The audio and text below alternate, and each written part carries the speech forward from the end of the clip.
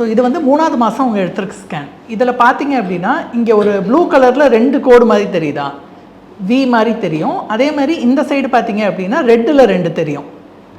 இது நார்மலாக 3ஆம் மாத ஸ்கேனில் எல்லா குழந்தையோட இதயமும் இப்படி தான் இருக்கும். இவ்வளோ தான் எங்களால் 3ஆம் மாதத்தில் பார்க்க முடியும். 2 இரத்த குழாய்கள் உள்ளே வருது, 2 வெளியே போகுது அப்படிங்கிறத எங்களால் பார்க்க முடியும். அது பார்த்துருக்காங்க, அது நார்மலாக இருக்குது. இது 3ஆம் மாதத்தில். அடுத்து இது 5ஆம் மாதத்தில் அதே பேஷண்ட்டுக்கு 5ஆம் மாதம் இது ஐடி நம்பர் வேணால் பார்த்துக்கோங்க, ஒரே ஐடி நம்பர் அதே பேஷண்ட் அப்படிங்கிறதுக்காக உங்களுக்கு புரியணுங்கிறதுக்கு சொல்கிறேன்.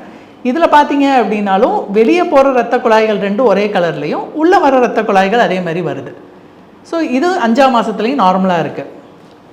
அடுத்து இது 9வது மாதத்தில் 9வது மாதத்தில் அங்கேயே ஸ்கேன் பார்த்துருக்காங்க. பார்த்தப்போ ஒரு சைடு ரத்தம் உள்ளே வருது, இன்னொரு சைடு உள்ளே போக முடியல, பாதி தூரத்தில் நிற்கிது, தெரியுதா?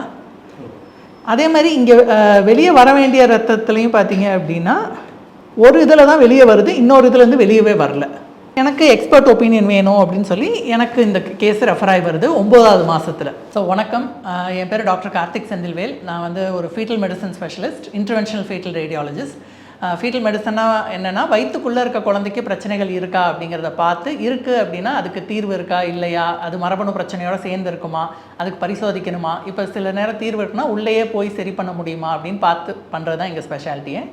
ஸோ இப்போ நான் இந்த ப்ரெஸ் மீட் எதுக்காக மெயினாக கூப்பிட்ருந்தேன் அப்படின்னா, நாங்கள் இப்போ ஒரு கேஸ் ஒன்று கண்டுபிடிச்சிருந்தோம்.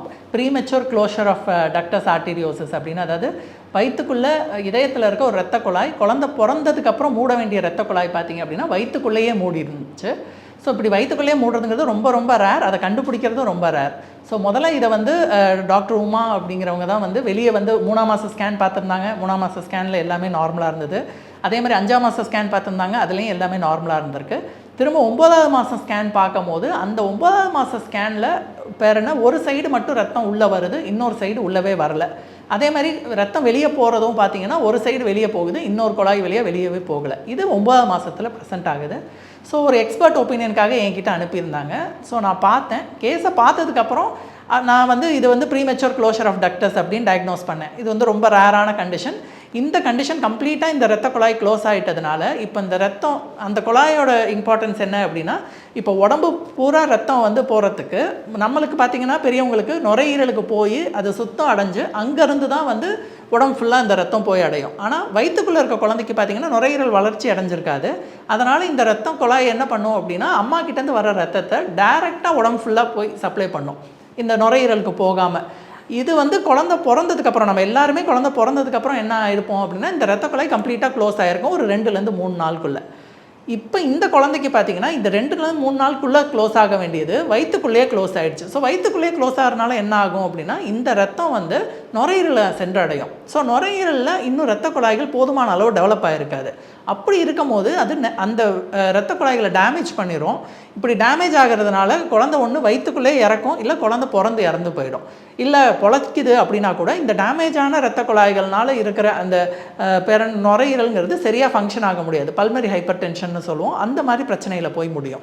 ஸோ இந்த மாதிரி பிரச்சனைகளை இல்லாமல் தவிர்க்கணும் அப்படின்னா, நான் இதை பார்த்த உடனே கைனகாலஜிஸ்ட்டுக்கு டாக்டர் ஹேமா மாலினி மேம்க்கு கால் பண்ணி சொன்னேன், இதை உடனே டெலிவர் பண்ணணும் அப்படின்னு சொல்லி.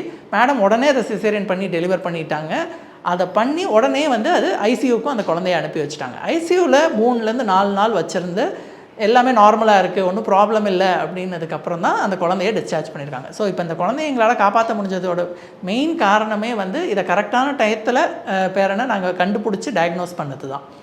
ஸோ இதில் மெயினாக நான் சில பேருக்கு நன்றி சொல்லணும்னு நினைக்கிறேன். ஃபஸ்ட்டு நன்றி வந்து பார்த்திங்கன்னா டாக்டர் உமா மேடம்க்கு தான். ஏன்னா அவங்க வந்து நாங்கள் ஃபீட்டல் மெடிசன் யூனிட்டில் இவ்வளோ ஹைஃபையான மிஷின் வச்சுட்டு ஒவ்வொரு கேஸுக்கும் 1 மணி நேரம் 1.5 மணி நேரம் பார்த்து இந்த விஷயத்தை டயக்னோஸ் பண்ணுறதுங்கிறது பெரிய விஷயம் கிடையாது.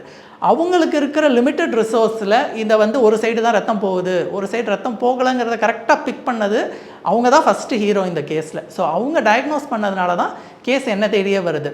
அதே மாதிரி நான் வந்து இந்த மாதிரி ஒரு 9வது மாதத்தில் புதுசாக ஒரு பிரச்சனை இருக்குது அப்படின்னு சொன்னோன்னே அந்த அம்மா அப்பாவுக்கு தான் நான் அடுத்த தேங்க்ஸ் சொல்லணும். ஏன்னா பிரச்சனை இருக்குன்னு சொன்னோன்னா நான் ஒரு செகண்ட் ஒப்பீனியன் வாங்குறேன், அங்கே போகிறேன் இங்கே போகிறேன்னு அவங்க அலைஞ்சிருந்தாங்க அப்படின்னா இந்த குழந்தை வயிற்றுலேயே இறக்கிறதுக்குரிய வாய்ப்பு ரொம்ப அதிகம். ஸோ அவங்க வந்து கரெக்ட்லி அந்த டைம்லி டெசிஷன் எடுத்தாங்க. சரி ஓகே சொல்கிறாங்க அப்படின்னா இது கரெக்டாக இருக்கிறதுக்கு வாய்ப்பு இருக்குது, என்ன பண்ணணும் அப்படிங்கிற அந்த டைம்லி டெசிஷன் அவங்க எடுத்தாங்க. அடுத்த தேங்க்ஸ் வந்து ஹேமா மாலினி மேம்க்கு சொல்லுவேன். ஏன்னா அவங்க ஜிவிஎனில் அவங்க கூட நான் ரொம்ப வருஷமாக அவங்க கேசஸ் நான் இது பண்ணிட்டுருக்கேன், ஹேண்டில் பண்ணிட்டுருக்கேன். ஏன்னா இப்போ நம்ம ஒரு விஷயம் சொல்கிறோம் அப்படின்னோன்னே அதை அக்செப்ட் பண்ணிக்கிறதும் பண்ணிக்காதும் அந்த டாக்டரோட இதுதான். அவங்க வந்து அதை அக்செப்ட் பண்ணிவிட்டு ஓகே சார் இப்போ இதுக்கு என்ன பண்ணணும் அப்படின்னாங்க. இது உடனே சிசேரியன் பண்ணி இது பண்ணிடுறதாமா பெட்டர் மேம் அப்படின்னு சொல்லியிருந்தேன். மேம் உடனே அதுக்கு சிசேரியன் பண்ணி அதுக்கப்புறம் வந்து டாக்டர் கிருஷ்ணா அப்படின்னு சொல்லி பீடியாட்ரிஷன், அவரும் எனக்கு ஆல்மோஸ்ட் 10-15 இயர்ஸாக என்னோட கேசஸ் சார் தான் ஹேண்டில் பண்ணுறாரு. ஸோ அவர் வந்து அந்த குழந்தைய வந்து டக்குன்னு ஸ்டெபிலைஸ் பண்ணி, ஏன்னா இதுக்கு வந்து ஸ்பெஷலாக ஆக்சிஜன் வந்து மற்ற குழந்தை மாதிரி நார்மலாக பிறந்தோன்னே ஹேண்டில் பண்ணுற மாதிரி பண்ண முடியாது. இதுக்குன்னு ஸ்பெஷல் கேர் எடுக்கணும். ஸோ அந்த ஸ்பெஷல் ரெசிஸ்டேஷன்ஸ் பண்ணி அந்த இமீடியட்டாக அந்த போஸ்ட் ஆப் பீரியடை ஹேண்டில் பண்ணி அப்புறம் என்ஐசியூ காவேரி என்ஐசியூக்கு கொடுக்குறாங்க. ஸோ காவேரி என்ஐசியூவில் அந்த பேபியை அவங்களும் ஒரு 3 to 4 days பீடியாட்ரிக் கார்டியாலஜிஸ்ட் எல்லாரும் பார்த்து எக்கோ எல்லாம் பண்ணி okay pulmonary hyper tension develop ஆகிறதுக்கு இதுக்கு ரொம்ப அதிக வாய்ப்பு இருக்குது, இந்த குழந்தைய நம்ம நார்மல் குழந்தை மாதிரி விடக்கூடாதுன்னு சொல்லி அவங்களும் அதை ப்ராப்பராக இது பண்ணி கொண்டு போனதுனால தான் இந்த குழந்தை வந்து இப்போ கம்ப்ளீட்டாக நார்மலாக இருக்குது, நார்மலாக டெலிவர் ஆகி நார்மலாக வீட்டுக்கும் போயிடுச்சு. ஸோ இந்த ஹோல் ப்ராசஸில் இது வந்து கம்ப்ளீட் டீம் ஒர்க். இதில் கண்டுபிடிச்சது என்னமோ நானாக இருக்கலாம், பட் இதை செஞ்சது எல்லாமே இந்த ஹோல் டீமும் சேர்ந்து தான். ஸோ அவங்க எல்லாருக்குமே நான் நன்றி சொல்ல நினைக்கிறேன் இந்த நேரத்தில். அதே மாதிரி மக்களுக்கு இதனால் என்ன புரிஞ்சுக்கணும் அப்படின்னா, 3ஆம் மாத ஸ்கேன் நார்மலாக இருக்குது, 5ஆம் மாத ஸ்கேன் நார்மலாக இருக்குது, இனிமேல் பெருசாக ஸ்கேன் தேவையில்லை அப்படிங்கிற அர்த்தம் இல்லை. குழந்தைங்கிறது தொடர்ந்து வளர்ந்துட்டே வர ஒரு விஷயம். இப்போது 3ஆவது மாதத்துலேயும் 5ஆவது மாதத்துலேயும் குழந்தைக்கு வர பிரச்சனைங்கிறது ஒரு 68% நம்மளால் கண்டுபிடிக்க முடியும். ஆனால் புதுசாக ஒரு 25% வந்து 8ஆவது மாதத்துலேயோ 9ஆவது மாதத்துலேயோ ஒரு பிரச்சனை தெரிய வரலாம். அதே மாதிரி எல்லா ஸ்கேன்களும் நார்மலாக இருந்தும் ஒரு 7% குழந்தை பிறந்ததுக்கு அப்புறம் ஒரு பிரச்சனைங்கிறது புதுசாக தெரிய வரலாம்.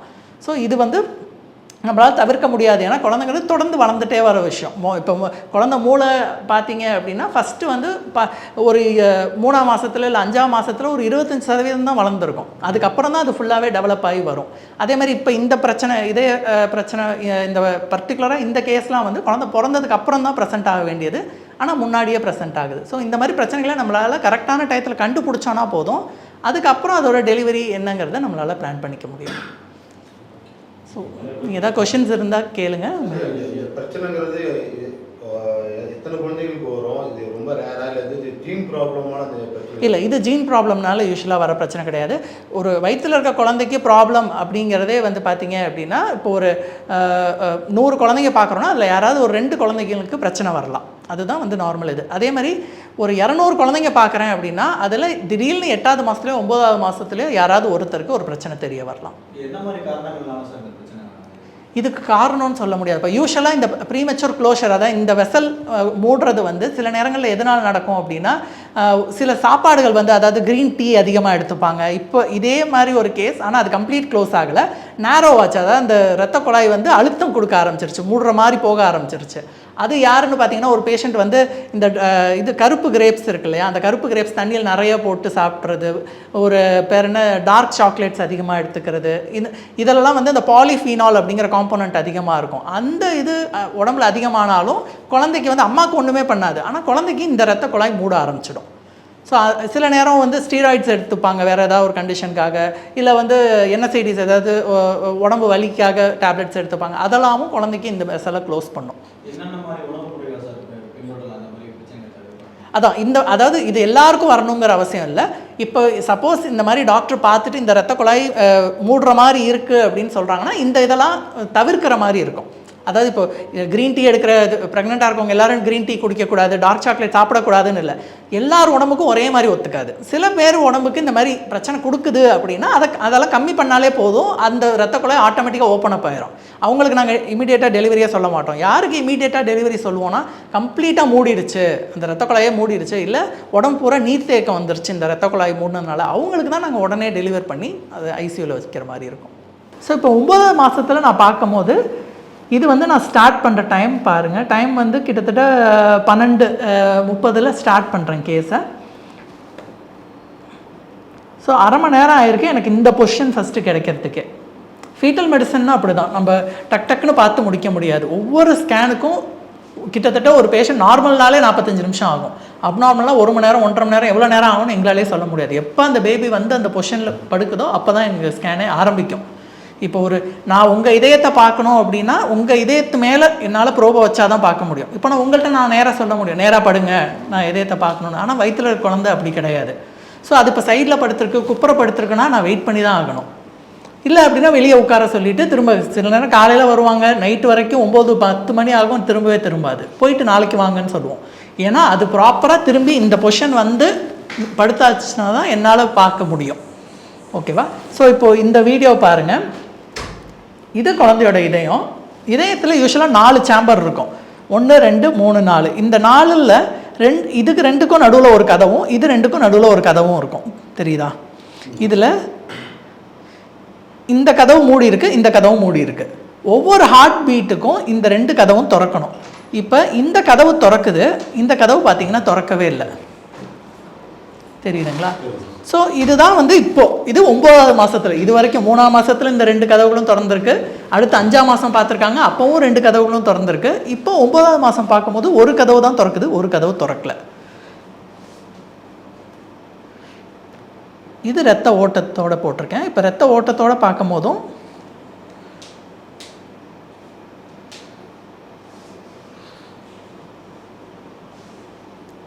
தெரியுதா? ஒரு சைடு ரத்தம் உள்ளே போகுது, இன்னொரு சைடு ரத்தத்தால் உள்ளே போக முடியல. இவ்வளோ தூரம் தான் உள்ளே போகுது, போயிட்டு திரும்ப வெளியவே அந்த கதவுல சின்ன ஓட்ட வழியாக வெளியே வருது. ரீகெஜிடேஷன்னு சொல்லுவோம். ஸோ ரத்தத்தால் ஒரு சைடு வழியாக உள்ளேயே போக முடியல, ஏன்னா அந்த கதவு திறக்கவே மாட்டேங்குது. இது வெளியே வர இரத்த குழாய்களோட இமேஜ். இதில் பார்த்தீங்க அப்படின்னாலும் இதில் ரத்தம் போகுது, ஆனால் இதில் பார்த்தீங்க அப்படின்னா ரத்தமே ஃபில் ஆகலை. இதுவும் 3ஆம் மாதத்தில் பார்த்து நார்மலாக இருந்தது, திரும்ப 5ஆம் மாதத்தில் பார்த்தும் நார்மலாக இருந்தது. 9வது மாதத்தில் ஒரு சைடு ரத்தமே போகலை. தெரியுதா? ஸோ இது வந்து ப்ரீமெச்சூர் க்ளோஷர் ஆஃப் டக்டஸ் ஆர்டீரியோசிஸ் அப்படிங்கிற கண்டிஷன். இந்த கண்டிஷன் வந்து 9வது மாதம் 8வது மாதத்தில் தான் வரும். முன்னாடி வரவே வராது. முன்னாடி எல்லாமே நார்மலாக இருக்கும். அதாவது இந்த இரத்த குழாய் எதுக்கு அப்படின்னு பார்த்தீங்கன்னா, நம்ம இதயத்திலேருந்து நம்ம உடம்பு ஃபுல்லாக ரத்தம் போகிறது வந்து இப்போ நம்ம பேரனா அடல்ட்ஸுக்கெலாம் எப்படி இருக்கும் அப்படின்னா, போய் நுரையீரலில் போய் சுத்தம் அடைஞ்சு நுரையீரல்லேருந்து திரும்ப உடம்பு ஃபுல்லாக போகும். இதுதான் நார்மல். ஆனால் வயிற்றில் இருக்க குழந்தைக்கு உள்ள காற்றே கிடையாது இல்லையா, அதுக்கு நுரையீரலுக்கு அவசியமே கிடையாது. அப்போ கடவுள் அதுக்காக தான் இந்த இரத்த குழாய் வச்சுருக்காரு. நீ நுரையீரல் போயிட்டு வர வேண்டாம், நீ நேராக வந்து எப்படியும் அம்மா கிட்டேருந்து தான் வருது இந்த ரத்தங்கிறது, அது சுத்தமான ரத்தம் தான். அந்த ரத்தத்தை நீ டேரெக்டாக உடம்புல போய் ஃபுல்லாக கொடு. நுரையீரலுக்கு போய் இப்போதைக்கு நுரையீரலே இன்னும் டெவலப் ஆகாமல் இருக்குது, அதை போய் ப்ரெஷர் பண்ணாத அப்படிங்கிறது தான் இந்த இரத்த குழாயோட சிக்னிஃபிகன்ஸு. ஆனால் இப்போ இந்த இரத்த குழாய் வந்து மூடிடுச்சு அப்படின்னா, அதாவது எப்போ மூடும் அப்படின்னா, குழந்தை பிறந்து ஒரு 2 நாள் 3 நாளில் மூடும் பொறுமையாக. அது மூடும் போது இந்த நுரையீரல்ங்கிறது அதுக்குள்ளே மூச்சு எடுக்க பழகி இருக்கும். ஸோ நுரையீரல் வந்து சுத்தமாக காற்று இது பண்ணி உடம்பு ஃபுல்லாக தரும். இதுதான் நார்மல். இந்த மூட வேண்டியது வயிற்றுக்குள்ளேயே மூடிச்சு அப்படின்னா என்ன ஆகும்னா, இந்த ரத்தம் ஃபுல்லாக வந்து நுரையீரலுக்கு டைவெர்ட் ஆயிரும். அப்படி நுரையீரலுக்கு டைவெர்ட் ஆகும்போது நுரையீரலால் ப்ராப்பராக ஃபங்க்ஷன் ஆக முடியாமல் அது பயங்கர ப்ரெஷரில் இருக்கும். ஒன்று குழந்தை வயிற்றுலேயே இறந்துரும், இல்லை குழந்தை பிறந்து இறந்துரும். இல்லை பொழைக்குது அப்படின்னாலும் அந்த வாஸ்குலேச்சர், அந்த உள்ளே இருக்க ரத்த குழாய்கள்லாம் டேமேஜ் ஆகிருக்கும். டேமேஜ் ஆகிருக்கிறதுனால பல்மனரி ஹைப்பர் டென்ஷன் சொல்லுவோம். ஸோ ஹைப்பர் டென்ஷன் வந்து பயங்கரமாக சிக்காகிடும் குழந்தை. இதுதான் இது வந்து இந்த சிஸ்டமேட்டிக் ரிவ்யூ அப்படின்னு சொல்லுவோம் ரிசர்ச் இதில். அதாவது இது வரைக்கும் 40 வருஷமாக வந்திருக்க அத்தனை இந்த மாதிரி ரிசர்ச் சப்மிட் பண்ணியிருப்பாங்களே. இப்போ நான் ஒரு கேஸ் கண்டுபிடிச்சிருக்கேன், இதை ஒன்றே நான் ரிசர்ச்சாக சப்மிட் பண்ணுவேன். இந்த மாதிரி உலகத்தில் எல்லா இடங்கள்லேருந்தும் சப்மிட் பண்ணுவாங்க. அப்படி சப்மிட் பண்ணி கிட்டத்தட்ட இந்த 40 வருஷம் இதில் கிட்டத்தட்ட 116 கேஸ் தான் இந்த மாதிரி சப்மிட்டே பண்ணியிருக்காங்க. அந்த 116 கேஸ் சப்மிட் பண்ணதில் 10% பார்த்தீங்க அப்படின்னா ஒன்று குழந்தை வயிற்றில் இறந்துருது, இல்லை குழந்தை பிறந்து இறந்துருது. அதுக்கும் மீறி போய் இல்லை குழந்தைய காப்பாற்றிட்டாங்க அப்படின்னாலும் கிட்டத்தட்ட 30% இந்த பல்மனரி ஹைப்பர் டென்ஷன் பிரச்சனை வந்துடுது. இதுதான் இந்த டிசீஸ்க்கு பர்டைண்டாக இருக்கிறது. இப்போது இதில் வந்து கம்ப்ளீட் க்ளோஷர், அதாவது சுத்தமாக மூடினது. இப்போ எனக்கு பார்த்தீங்கன்னா கொஞ்சம் கூட ரத்தம் போகலை, சுத்தமாகவே மூடுது. சுத்தமாக மூடுறதுங்கிறது ரொம்ப ரொம்ப ரொம்ப ரேர். இவங்க இது வரைக்கும் ரிப்போர்ட் பண்ணியிருக்கிறது பார்த்தீங்கன்னா ஒரு 27 கேஸ் ரிப்போர்ட் பண்ணியிருக்காங்க. அந்த 27 கேஸில் 11 கேஸ் நார்மலாக இருந்திருக்கு, 4 கேஸ் வந்து இறந்து போயிடுச்சு, இன்னொரு 12 கேஸ் வந்து இந்த பல்மனரி ஹைப்பர் டென்ஷன் போயிடுச்சு. ஸோ இந்த பேர்ன ரிசர்ச் ஒர்க் என்ன சொல்லுது அப்படின்னா, இந்த மாதிரி கேஸ் நீ பார்க்குற அப்படின்னா கம்ப்ளீட்டாக க்ளோஸ் ஆகிடுச்சுன்னா அதை உடனே டெலிவர் பண்ணு. உடனே டெலிவர் பண்ணி ஐசியூவில் வச்சோம் அப்படின்னா நம்ம காப்பாற்றக்கூடிய சதவீதம் அதிகம் அப்படின்னு சொல்லுது. ஸோ இவங்க இப்போ 36 வாரம் 5 நாளில் இருந்தாங்க. நான் உடனே டெலிவர் பண்ணணும் அப்படின்னு சொல்லி ஆப்ஸ்டட்டிஷனுக்கு கால் பண்ணி சொல்கிறேன். அவங்க உடனே டெலிவரும் பண்ணி அந்த குழந்தைய வந்து என்ஐசியூக்கு அனுப்புகிறாங்க. என்ஐசியூவில் அந்த குழந்தை கம்ப்ளீட்டாக இப்போ நார்மலைஸ் ஆகி வீட்டுக்கு போயிடுச்சு. ஸோ இதுதான் இந்த கேஸோட இதில் மெயினாக நான் வந்து எல்லா மக்கள் தெரிஞ்சுக்க வேண்டிய விஷயம் என்னென்னா, இப்போ 3ஆம் மாத ஸ்கேன் நார்மல், 5ஆம் மாத ஸ்கேன் நார்மல் அப்படின்னா 9ஆம் மாதம் ஸ்கேன் பார்க்கவே வேண்டாங்கிற அவசியம் இல்லை. புது பிரச்சனைங்கிறது 9ஆவது மாதத்தில் வரலாம். இது வந்து கிட்டத்தட்ட 52,000 ப்ரெக்னென்சியை ஃபாலோ அப் பண்ண ரிசர்ச் பேப்பர். இந்த பேப்பர் என்ன சொல்லுதுன்னா, ஒரு 68% வந்து 3ஆவது மாதத்துலேயோ இல்லை 5ஆவது மாதத்துலேயோ குழந்தைக்கு பிரச்சனை தெரிய வரும். பட் ஒரு 25%ங்கிறது 9ஆவது மாதத்துலேயோ 8ஆவது மாதத்துலேயோ தான் தெரியவே வரும் புதுசாக. ஏன்னா அது வரைக்கும் அந்த பிரச்சனை வரத்துக்குரிய வாய்ப்பு இல்லை, இனிமேல் தான் வருமே அந்த பிரச்சனை. அதே மாதிரி ஒரு 7% பிரச்சனை வந்து குழந்தை பிறந்ததுக்கப்புறம் தான் தெரிய வரும். ஸோ எல்லா ஸ்கேனும் பார்த்தோம், எல்லாமே நார்மல், ஆனால் குழந்தை பிறந்ததுக்கப்புறம் பிரச்சனை இருக்குது அப்படின்னு சொல்லுவாங்க. ஏன்னா சில பிரச்சனைகள் வந்து அப்போ தான் தெரியவே வரும், அது அதுக்கு முன்னாடி கண்டுபிடிக்கிறதுக்குரிய வாய்ப்பு இல்லை.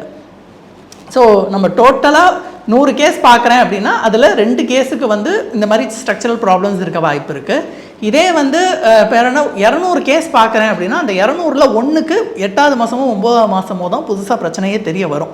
அதுக்கு முன்னாடி அதை கண்டுபிடிக்கிறதுக்குரிய வாய்ப்பு எங்களுக்கே கிடையாது. ஸோ இந்த ரிசர்ச் பேப்பர் அதை தான் சொல்லுது. இப்போது நான் 200 கேஸ் பார்க்குறேன்னா 200ல் 1க்கு 8ஆவது மாதமோ 9ஆவது மாதம் தான் புதுசாக பிரச்சனை வரும். இது அந்த பேப்பர் தான். ஸோ இந்த பேப்பர் வந்து என்ன சொல்லுது அப்படின்னா, இந்த புது பிரச்சனைங்கிறது 9ஆவது மாதம் தெரிய வரும். ஸோ 9ஆவது மாதம் ஸ்கேனும் ரொம்ப இம்பார்ட்டண்ட். அதே மாதிரி அது எதுக்கு அப்போ கண்டுபிடிச்சி என்ன பண்ண போகிறோன்னா, அதை பேஸ் பண்ணி எங்கே டெலிவர் பண்ண போகிறோம், என்ன டயத்தில் டெலிவர் பண்ண போகிறோம், டெலிவர் பண்ணி உடனே என்ஐசியூ ஷிஃப்ட் பண்ணுறதுக்கு எல்லாம் ரெடி பண்ணணும். இந்த மாதிரி இதெல்லாம் பண்ணிக்கிட்டோன்னா இப்போ இந்த குழந்தைய நம்மளால் காப்பாற்ற முடிஞ்சது இந்த இதனால தான். So every scan is important. அந்த இம்பார்ட்டன்ஸை வச்சு தான் நம்மளால் ஒவ்வொரு விஷயங்களும் இது பண்ண முடியுது. லைட் போட்டுடலாமா? சென்டர் போயிடுறேன்.